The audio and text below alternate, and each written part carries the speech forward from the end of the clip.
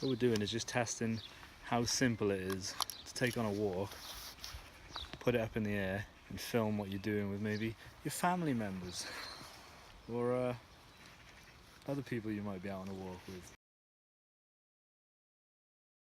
In this video I want to talk about the time earlier this week that I took my dog out for a walk with my girlfriend and took the Mavic Air with us to see how easy it would be to put in the air and just record us as we were walking. Essentially it's just a little test of how quickly and simply you can get some photos or videos of yourself doing the things that you do. Understandably, walking the dog isn't an incredibly interesting thing to film. I'm not sure why you'd want to keep tons of 4K footage of yourself walking in a green field with a dog. Not just a dog, my dog. He's a great dog. But this video is more of a test of how simple and easy it is to put the drone in the air and record what you're doing. Perhaps it could be like a family picnic, or if you were at the beach and you were paddleboarding, or if you were cliff diving off some big massive cliff into a blue lagoon. I've come up with some ridiculous situations that I haven't found myself in many years.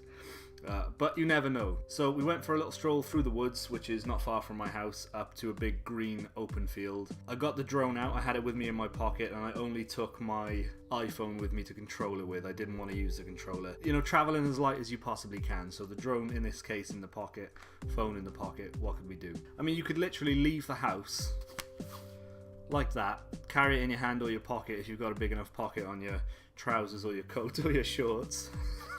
That's generally the type of stuff that people wear when they leave the house. And you've got 15 minutes of aerial footage. It worked for the most part.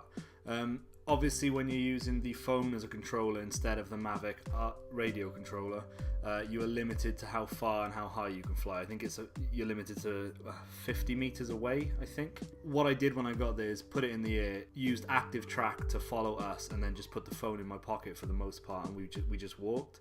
And it was nice to see some footage of the dog running around us because he gets really excited in the tall grass. Sean giving him some treats and making him do some tricks. It was nice to see that because you don't often film things like that. Does that make sense? You know, and it was perfect. It worked exactly as I expected it to, and it was very easy to do. The one hurdle I came across, every now and then I'd get a maximum flight distance reached warning, and the drone would just stop where it was and it wouldn't go any further. At first I thought that was because I had flown more than 50 meters away from the home point, which is where I started the flight, and every time I reset the home point in the app, I was able to then fly it further on. It would sort of like reset that as my new home base, and then I could move it another 50 meters. I'm not exactly sure if that's the case. It seemed to be quite consistent when I did that, but it was always when I tried active track and put the little slider to the left or right so it would circle us. In active track itself, I never got that warning, only when I decided to let it circle us, so I'm not sure what the reason for that is. I'll do some more investigation on that at some point. But I also couldn't figure out how to change the home point to my phone, so it would dynamically change with me as I walked.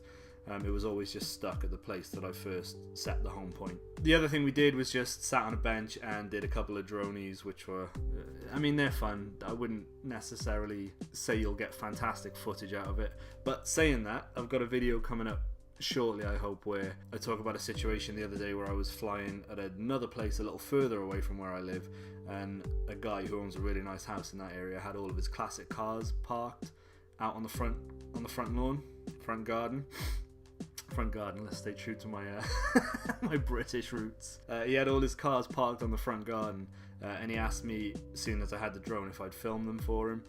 So I did that, and I did actually use a droney shot to highlight one of his cars to keep that as the focal point, and then it spun around revealing the house and all the other cars. So I was going to say I can't imagine using dronies for anything specifically cinematic. It seems like more of a fun little gimmick that you do if you were at the beach, or I got a thing about the beach, if you were somewhere interesting that you wanted to highlight where you are. But it did actually work quite well, highlighting the car and then panning back to see the wider environment. So maybe you could get some cinematic footage out of it. That was it for today, really. I'd like to thank Sean for the killer B-roll that she took. I also realised I need to drop some weight pretty quickly because that anorak's making me look rather rotund. Thanks for watching. That will be the end of this one. Obviously, I'll be doing more updates on the Mavic Air the more I use it. Sean and I are going to Marseille at the end of the summer holidays, so I plan on getting some good footage of all the beautiful sights that we're going to see there. Have a wonderful week. I gotta go do some stuff. Bye.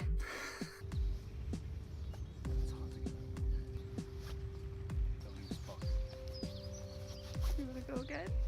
Nope, just keep it rolling. Come see.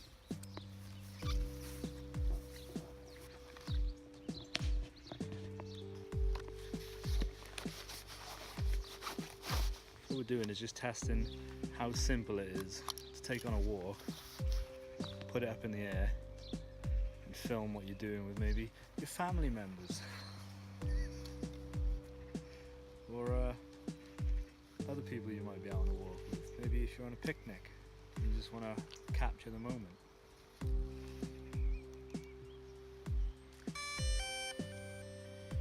Morty's in the background.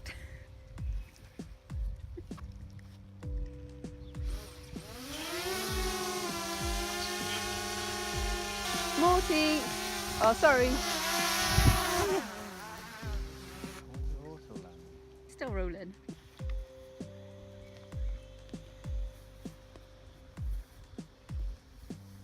What are you doing? You want shots? From all over the place. Yeah, in case you want to use anything.